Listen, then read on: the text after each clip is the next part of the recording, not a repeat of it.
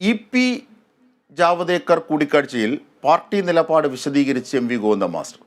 ജയരാജനെതിരെ ഉയർന്നത് കള്ളപ്രചരണം. ശോഭാ സുരേന്ദ്രനെതിരെ നിയമ നടപടി സ്വീകരിക്കാൻ ഇ.പിക്ക് പാർട്ടി നിർദ്ദേശം നൽകിയെന്നും നന്ദകുമാറുമായുള്ള ബന്ധം അവസാനിപ്പിക്കാൻ പാർട്ടി ആവശ്യപ്പെട്ടെന്നും CPIM സംസ്ഥാന സെക്രട്ടറി പറഞ്ഞു. അതിശക്തിയായ കമ്മ്യൂണിസ്റ്റ് വിരോധം വ്യക്തിപരമായിട്ട് തന്നെ ജയരാജനുമായിട്ട് ബന്ധപ്പെട്ട് നടത്തുകയുണ്ടായി. അപ്പം ഇത്തരം തെറ്റായ നിലപാടുകളെയും സമീപനങ്ങളെയും ഫലപ്രദമായിട്ട് പ്രതിരോധിക്കുന്നതിനും നിയമപരമായ മാർഗങ്ങൾ സ്വീകരിക്കേണ്ടി വരും.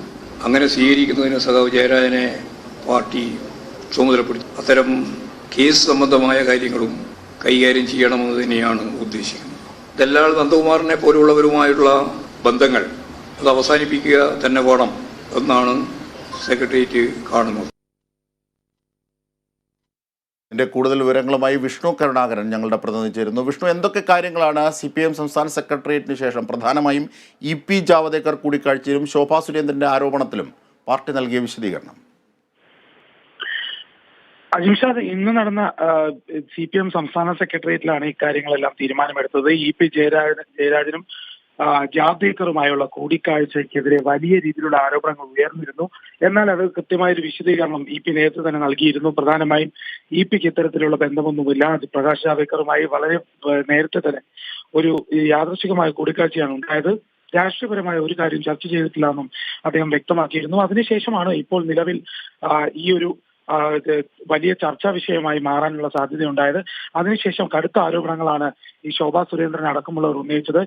BJPയിലേക്ക് ഇ.പി. ജയരാജൻ വരുമെന്നുള്ള സൂചന, അതിനെ നേരത്തെ തന്നെ ശ്രമിച്ചിരുന്നു എന്ന അടക്കമുള്ള സൂചനകളാണ് ശോഭാ സുരേന്ദ്രൻ പറഞ്ഞിരുന്നത്. അതോടൊപ്പം ദല്ലാൽ നന്ദകുമാറും ഈ കഴിഞ്ഞ ജാവ്ദേക്കറുമായുള്ള ചർച്ച വലുതായി നടന്നതാണെന്നും 30 മണിക്കൂറോളം ചർച്ച നടന്നുവെന്നും അങ്ങനെ പലതരത്തിലുള്ള ആരോപണങ്ങൾ ഉന്നയിച്ചിരുന്നു.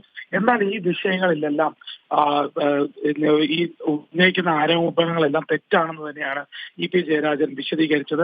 അതിനുശേഷമാണ് LDF ഒന്നടങ്കം ഒരു തീരുമാനം, പാർട്ടി CPIMന്റെ ഒരു തീരുമാനമുണ്ടായത്. CPIM തീർച്ചയായിട്ടും ഇ.പി. ജയരാജനോടൊപ്പം തന്നെയാണ്. അദ്ദേഹം ഇപ്പോഴും LDF കൺവീനറായി തന്നെ തുടരുമെന്നുള്ള സൂചന തന്നെയാണ് നൽകുന്നത്. അതോടൊപ്പം നിയമ നടപടി സ്വീകരിക്കാനും പാർട്ടി നിർദ്ദേശം നൽകിയിട്ടുണ്ട്. ഇ.പി. ജയരാജൻ ഇനി ശോഭാ സുരേന്ദ്രൻ അടക്കമുള്ളവർ തെറ്റായ ആരോപണങ്ങൾ ഉന്നയിക്കുന്നവർക്ക് എതിരെ നിയമ നടപടി സ്വീകരിക്കണമെന്നും അദ്ദേഹം പറഞ്ഞു. ഏതായാലും നിയമ നടപടി സ്വീകരിക്കുമെന്നുള്ള സാഹചര്യത്തിലേക്ക് തന്നെയാണ് കാര്യങ്ങൾ കടക്കുന്നത്. അതോടൊപ്പം പ്രതിപക്ഷ നേതാവിന്റെ ആരോപണങ്ങൾക്കെതിരെയും അദ്ദേഹം മറുപടി നൽകിയിരുന്നു.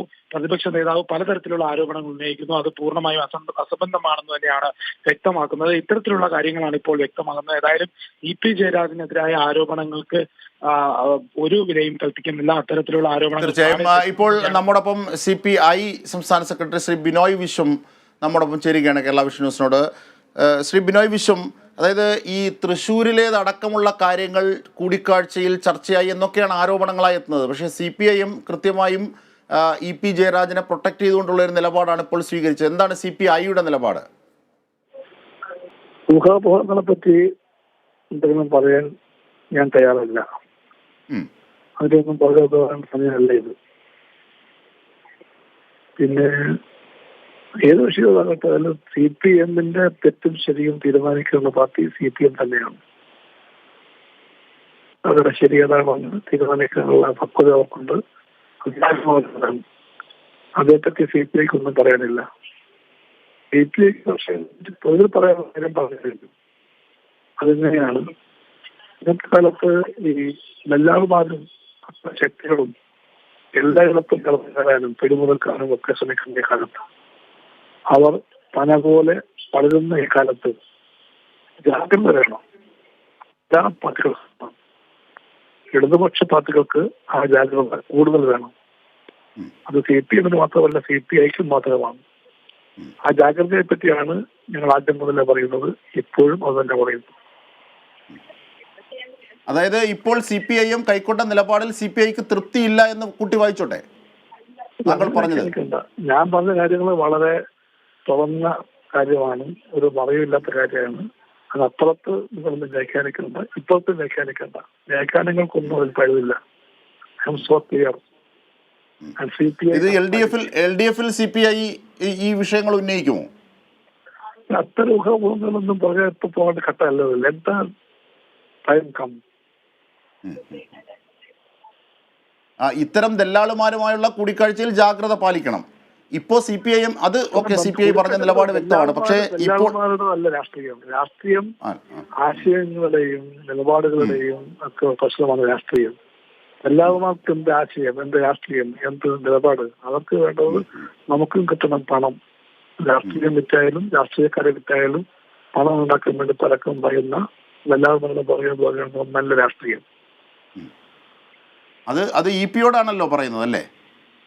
ഞാൻ തന്നെ കിട്ടുന്ന ജനതോടെ പൊതുവെ പറയുകയാണ്. പൊതുവിൽ പറയുകയാണ്. അപ്പോൾ ഈ EP വിഷയത്തിൽ ഇപ്പോൾ CPIM കൈക്കൊണ്ട നിലപാടിനെ സംബന്ധിച്ച് CPIയുടെ നിലപാട് എന്താണ് ശ്രീ ബിനോയ് വിശ്വം? ഞാൻ പറഞ്ഞല്ലോ, CPM-ന്റെ തെറ്റും ശരിയും തീരുമാനിക്കാനുള്ള സമ്പൂർണ്ണ അവകാശം CPM-ന്റേതാണ്.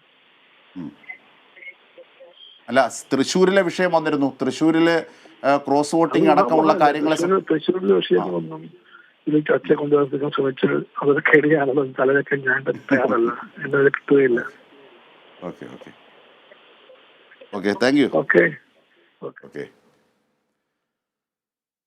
തീർച്ചയായും ഞാൻ വിഷ്ണു കരുണാകരനിലേക്ക് തന്നെ എത്തിക്കുകയാണ്. വിഷ്ണു, അതായത് CPI അവരുടെ നിലപാട് വ്യക്തമാക്കി. ആ നിലപാടിൽ ദുർവ്യാഖ്യാനങ്ങൾ വേണ്ട, ഡയറക്റ്റാണ്. പക്ഷേ ദല്ലാളുമാരുമായുള്ള ബന്ധമല്ല രാഷ്ട്രീയം, അത് പൊതുപ്രവർത്തനമാണ്, അത് സാധാരണക്കാരായ ജനങ്ങളുടെയും ആശയങ്ങളുടെയും സമര പോരാട്ടങ്ങളാണ്. ഇതിലൊക്കെ വെളിവാകുന്നൊരു കാര്യമുണ്ട്. EP ജയരാജൻ അടക്കമുള്ളവർ തുടർന്നത്, അത് മുഖ്യമന്ത്രി നേരത്തെ സൂചിപ്പിച്ചതാണ്. അതായത് ഈ ശിവൻ പാപിയും ഒത്തുകൂടിയാൽ ശിവനും പാപിയാകും എന്നൊക്കെയുള്ള പരാമർശങ്ങൾ, അതിൻ്റെ ഒരു തുടർച്ചയായി തന്നെയുള്ള നീരസം, ആ അർത്ഥത്തിലുള്ള ഒരു ധാർമ്മികവും ദാർശനികവുമായ നീരസം ഈ വിഷയങ്ങളിലുണ്ട് എന്നുള്ളതാണ്. അല്ലാതെ ഒരു അതൃപ്തി ഈ വിഷയത്തിൽ CPIക്ക് ഇപ്പോഴത്തെ നിലപാടുമായി ബന്ധപ്പെട്ടില്ല. അത് CPIM-ന്റെ മുഴുവൻ കാര്യമാണ് എന്നുള്ളതാണ്. എന്തൊക്കെയാണ് ഗോവിന്ദ മാഷ് പറഞ്ഞത്? ഗോവിന്ദ മാഷിലേക്ക് എത്തിയാൽ വിഷ്ണു. അജിംഷാദ് പ്രധാനമായും ഇത്തരത്തിലുള്ള കാര്യം തന്നെയാണ് വ്യക്തമാക്കിയിരുന്നത്. അതായത് EP ജയരാജൻ ഈ ഒരു ദല്ലാൽ നന്ദകുമാറുമായോ അല്ലെങ്കിൽ മറ്റുള്ളവരുമായുള്ള ഇത്തരത്തിലുള്ള ബന്ധം നിലനിർത്തരുത് എന്ന് മുഖ്യമന്ത്രിയും നേരത്തെ തന്നെ സൂചിപ്പിച്ചിരുന്നു. അത് നേരത്തെ തന്നെ അവസാനിപ്പിച്ചിരുന്നു എന്നാണ് EP ജയരാജൻ നൽകിയ മറുപടി എന്ന് തന്നെയായിരുന്നു MV ഗോവിന്ദൻ വ്യക്തമാക്കുന്നത്. അതായത് പാർട്ടിയിൽ എന്തെങ്കിലും തരത്തിൽ ഇത്തരം പാർട്ടിയുമായി ബന്ധപ്പെട്ട അറിയിപ്പ് നൽകിയില്ല എന്ന് പൂർണ്ണമായി പറയാൻ സാധിക്കില്ല എന്നുള്ളൊരു സൂചന തന്നെയാണ് അദ്ദേഹം അറിയിച്ചിട്ടുള്ളത്. EP ജയരാജൻ ഈ ഒരു വർഷം മുമ്പ് നടന്ന ഈ കൂടിക്കാഴ്ചയാണ് ഇപ്പോൾ EP ജയരാജൻ ആരോപണ വിധേയനാകുന്നത്. പ്രധാനമായും ഇതിൽ രാഷ്ട്രീയപരമായ ഒരു ആക്രമണം ഇതിൽ നടക്കുന്നുവെന്നും അല്ലെങ്കിൽ മറ്റേതെങ്കിലും തരത്തിൽ ഇത് തകർക്കാൻ ശ്രമിക്കുന്ന ഒരു സാഹചര്യം, പാർട്ടിയെ ബാധിക്കുന്ന വിധത്തിലേക്ക് കാര്യങ്ങൾ നീക്കാൻ ശ്രമിക്കുന്നു എന്നുള്ള ശ്രമം, അത്തരത്തിലുള്ള കാര്യങ്ങൾ നടക്കുന്നു എന്ന് തന്നെയാണ് MV ഗോവിന്ദൻ പറയുന്നത്. എന്നാൽ ഇങ്ങനെയുള്ള ശ്രമങ്ങൾ എത്രയൊക്കെ നടത്തിയാലും അങ്ങനെ തകർന്നു പോകുന്ന പ്രസ്ഥാനമല്ല ഇടതുമുന്നണി എന്നും അദ്ദേഹം വ്യക്തമാക്കുന്നുണ്ട്. അതുകൊണ്ട് തന്നെ ഈ വക കാര്യങ്ങളെ നിയമപരമായി തന്നെ നേരിടണം എന്നുള്ളൊരു തീരുമാനത്തിലേക്കാണ് പിന്നീട് പോയത്. അതുകൊണ്ട് തന്നെ ശോഭാ സുരേന്ദ്രനെതിരെയും അതോടൊപ്പം ദല്ലാൽ നന്ദകുമാറിനെതിരെയും ഇത്തരത്തിലുള്ള ആരോപണങ്ങൾ ഉന്നയിക്കുന്നവരിനെതിരെ ആ തെറ്റായ ആരോപണങ്ങൾ ആയതുകൊണ്ട് തന്നെ അതിനെതിരെ ശക്തമായ ഒരു പോരാട്ടം നിയമപരമായി തന്നെ നടത്തണമെന്ന് തന്നെയാണ് ഉറപ്പ് നൽകിയിരിക്കുന്നത്. അതുകൊണ്ട് തന്നെ EP ജയരാജനെ കേസ് നൽകാനുള്ള പിന്തുണ അറിയിച്ചിട്ടുണ്ട്. പാർട്ടി സെക്രട്ടറി എന്നുള്ള നിലയിൽ അദ്ദേഹം അതിനുള്ള ഒരു ഉറപ്പ് നൽകിയിട്ടുണ്ട്. അത് കേസിലേക്ക് ഇനി കാര്യങ്ങൾ പോകാമെന്ന് തന്നെയാണ് വ്യക്തമാക്കുന്നത്. അത്തരത്തിലുള്ള ഒരു സാഹചര്യം തന്നെയാണ് ഇപ്പോൾ ഉടലെടുത്തിരിക്കുന്നത്. അജിംഷാദ്. വിഷ്ണു, അതുപോലെ തന്നെ ഇത് ഔദ്യോഗികമായി MV ഗോവിന്ദ മാസ്റ്റർ വിശദീകരിച്ച കാര്യമാണ്. ഇതിന് പിന്നാലെ ഇതിന് മുമ്പായി CPIM സംസ്ഥാന സെക്രട്ടേറിയറ്റ് കൂടി അവിടെ പല വിധത്തിലുമുള്ള ചർച്ചകളുണ്ടായി. EP എന്തൊക്കെ കാര്യങ്ങളാണ് അവിടെ വിശദീകരിച്ചത്? അനൗദ്യോഗികമായി ലഭിക്കുന്ന ആ വിവരങ്ങൾ കൂടി നൽകിയാൽ. പ്രധാനമായും ഇക്കാര്യത്തിൽ EP വിശദീകരിച്ചത് തനിക്ക് ഇത്തരത്തിലുള്ള ഒരു ചർച്ചയിൽ ഈ നടന്ന ചർച്ചയെക്കുറിച്ച് തന്നെ അദ്ദേഹം പറഞ്ഞിരുന്നു. ഈ ചർച്ചയിൽ പ്രത്യേകിച്ച് എടുത്തു പറയാൻ മാത്രമുള്ള ഒരു കാര്യമൊന്നും നടന്നിട്ടില്ല. അത് മാത്രമല്ല ഈ നേരത്തെ തന്നെ ഈ ചർച്ചയുമായി ബന്ധപ്പെട്ടുള്ള ആരോപണങ്ങളൊന്നും ശരിയല്ല എന്ന് തന്നെയാണ് അദ്ദേഹം പറഞ്ഞത്. BJP നേതാവിനെ ഒരു വർഷം മുമ്പ് നേരിട്ട് കണ്ട കാര്യങ്ങളൊക്കെയും സത്യമാണ്. പക്ഷെ അതൊരു രാഷ്ട്രീയപരമായ ചർച്ചയോ അല്ലെങ്കിൽ എന്തെങ്കിലും തുറന്നു പറയുന്ന സാഹചര്യമല്ല. യാദൃശ്ചികമായി കണ്ടതാണ്. അല്ലെങ്കിൽ കൊച്ചിയിലോ മറ്റോ തൃശ്ശൂരിലോ ഒരിടങ്ങളിലും പോയി അല്ല കണ്ടിരുന്നത്. അതൊക്കെ പലതരത്തിലുള്ള ആരോപണങ്ങളെല്ലാം തെറ്റാണെന്ന് തന്നെയാണ് അദ്ദേഹം വിശദീകരിച്ചത്. ഏതായാലും അതുപോലെ തന്നെ ഈ മുഖ്യമന്ത്രി താക്കീത് നൽകിയിരുന്നു, ഈ ദല്ലാൽ നന്ദകുമാർ പോലെയുള്ള ആളുകളുമായി ബന്ധപ്പെടരുത്, അത് ശരിയല്ല, അത് അപകടം വിളിച്ചു വരുത്തുമെന്നുള്ള സൂചന നൽകിയിരുന്നു. അതിനു മുൻപേ തന്നെ അതെല്ലാം ഉപേക്ഷിച്ചു എന്ന് തന്നെയാണ് ഇ പി ജയരാജൻ വ്യക്തമാക്കുന്നത്. അതോടൊപ്പം തന്നെ ഈ പ്രകാശ് ജാവ്ദേക്കറുമായുള്ള കൂടിക്കാഴ്ചയിൽ വീട്ടിലേക്ക് കയറി വരുന്ന ഒരാളെ ഒഴിവാക്കാൻ പറ്റിയില്ല എന്നുള്ള സാഹചര്യം തന്നെയാണ്. അദ്ദേഹം ആദ്യം മുതൽ പറഞ്ഞ അതേ കാര്യങ്ങളിൽ തന്നെയാണ് ഇപ്പോഴും ഉറച്ചു നിൽക്കുന്നത്. ശരി വിഷ്ണു കരുണാകരനാണ് വിവരങ്ങൾ വിശദാംശങ്ങൾ നൽകിയത്.